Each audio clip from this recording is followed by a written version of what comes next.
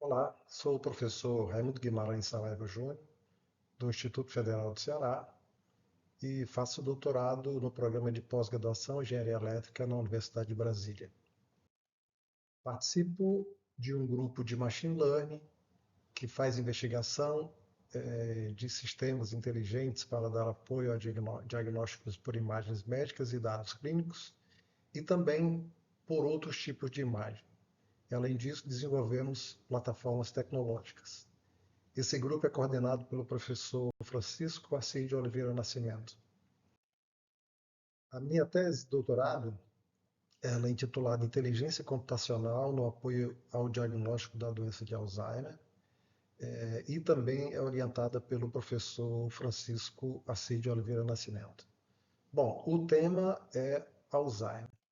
Alzheimer é uma doença antiga, foi descoberta em 1906, mas somente passa a ser tratada a partir dos anos 70, quando pela primeira vez recebe o Código de Identificação de Doença, um CID, e ela faz parte de uma categoria de demências, onde podemos relacionar a demência vascular, demência de corpo de Lewy, demência frontotemporal, sendo que Alzheimer corresponde de 70 a 40% da maior parte das demências.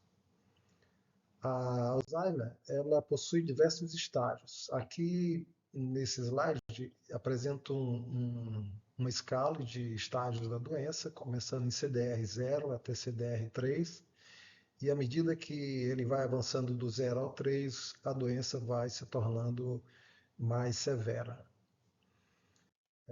Somente a partir dos anos 80 a doença passou a ser diagnosticada. Então, é de fato uma data relativamente recente, e o que se estima é que ela se tornará cada vez mais presente na população mundial, pelo simples fato da população mundial estar aumentando a expectativa de vida cada vez mais. A previsão é que em 2050, feita pelas Nações Unidas, o mundo, a estimativa de expectativa de vida chegará a mais de 77 anos. Estimativas feitas pela Alzheimer Disease International coloca também alguns números relacionados ao custo da doença. Então, em 2030, a previsão é de 2 trilhões de dólares de custo associado à doença. Em 2030 também teremos 78 milhões de pessoas com demência.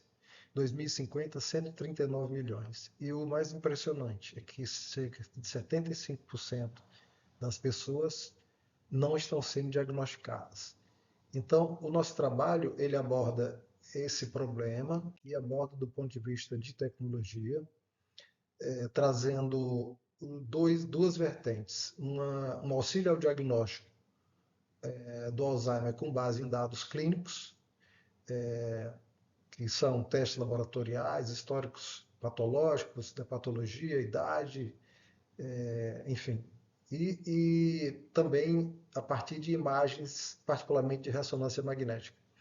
Então, a nossa estratégia é aplicar as novas técnicas de inteligência artificial, machine learning, para auxiliar no diagnóstico nessas duas frentes. Na análise clínica de dados clínicos, a gente vai usar as técnicas de machine learning, e na análise de imagem, nós vamos usar machine learning, mas apropriadamente o deep learning. Os dados que utilizamos, eles são originados dessas bases de dados.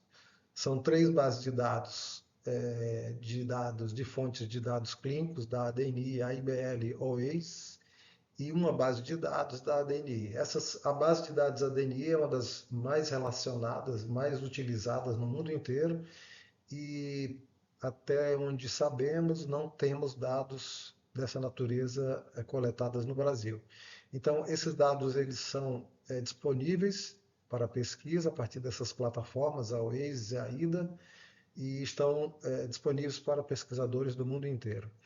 A base de dados ADNI, a IBL, perdão, é uma base de dados australiana, que começou que busca identificar biomarcadores, aspectos do estilo de vida, histórico do paciente e que podem levar ao desenvolvimento do Alzheimer. É uma base de dados que começou em 2006 e que classifica a doença em 3 estágios. Diferente do CDR, aqui ele classifica como CN, cognição normal, MCI, que é o doente com um Alzheimer intermediário, e o AD, que é o doente já com Alzheimer estabelecido.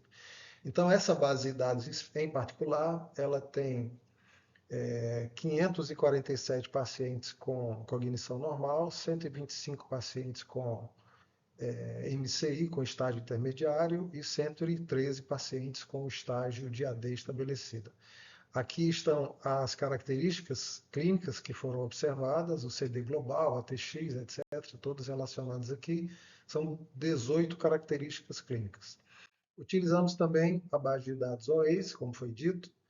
Essa base de dados é a base de dados americana e ela classifica naquela escala CDR que vimos há pouco.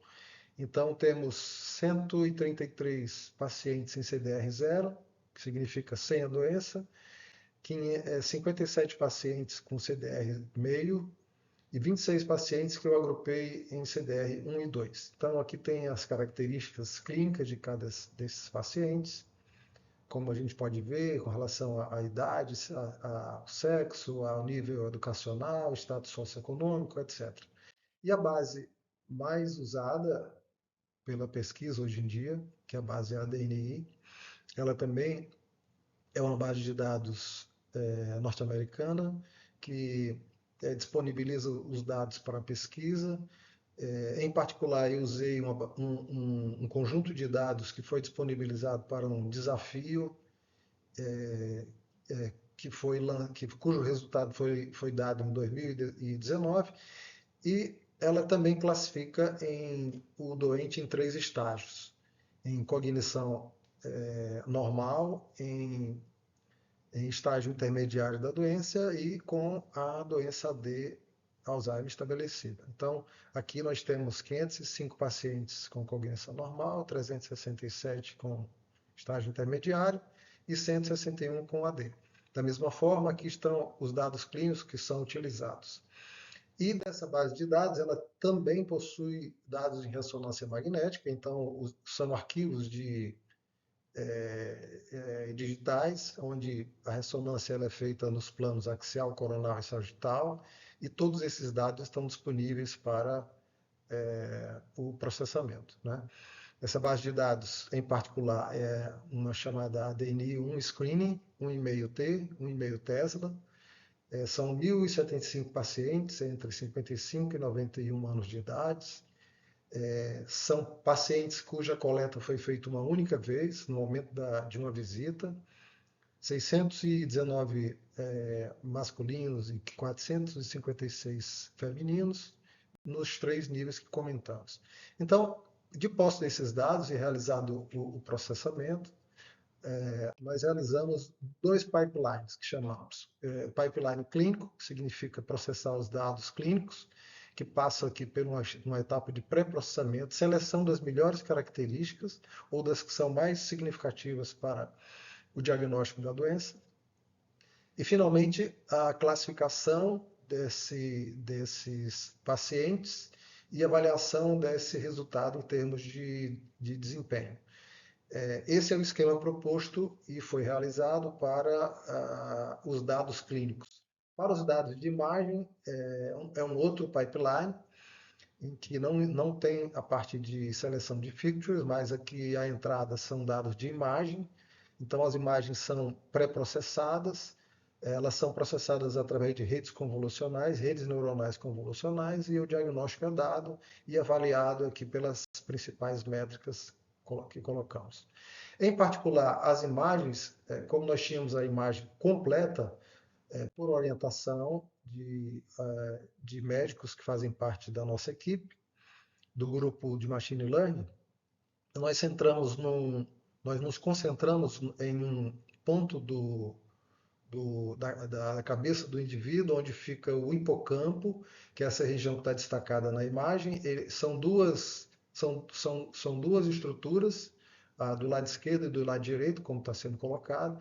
Ela é uma estrutura que varia entre 3 e 4 centímetros e entre 1 e 2 centímetros de largura e de profundidade. Essa estrutura, a literatura médica diz que ela sofre uma redução com a idade e que em indivíduos normais essa redução acontece, mas ela é pequena, e quando o indivíduo tem Alzheimer, essa redução do hipocampo ela é acelerada.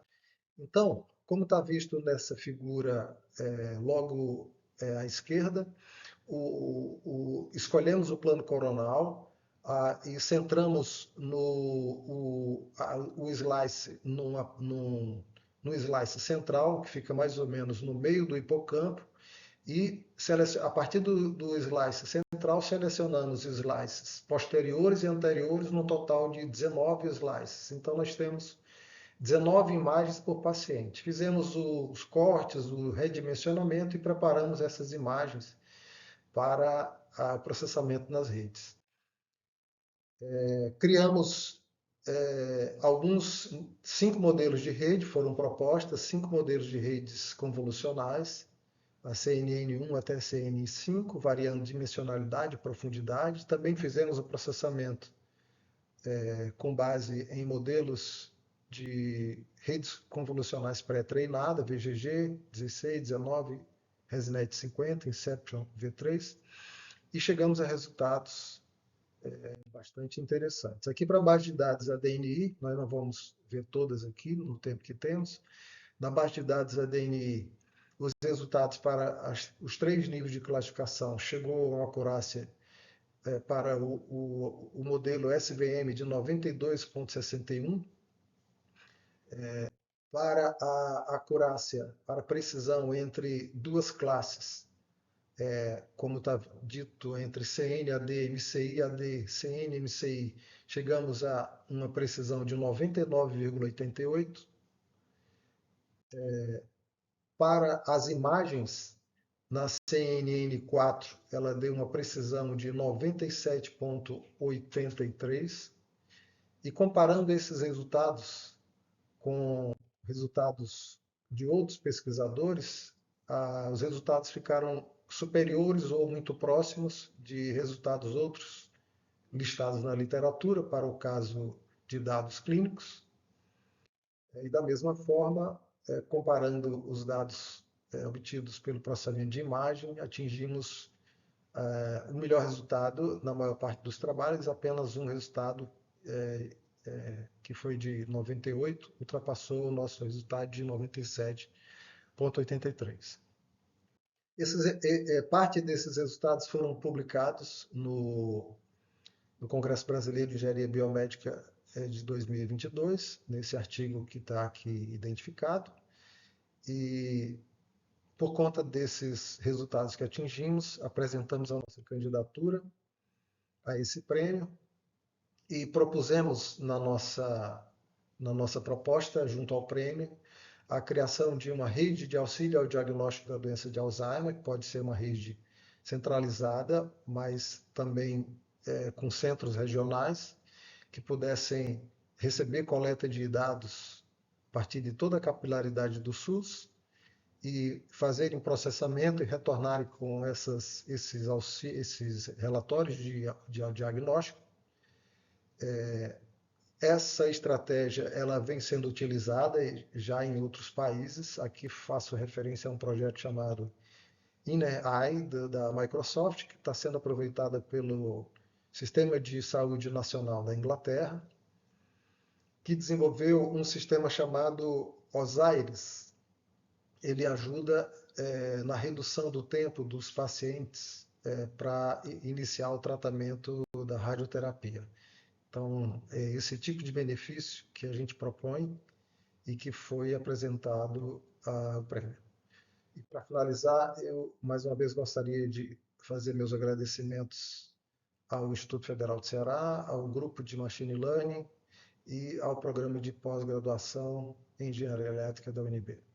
Obrigado.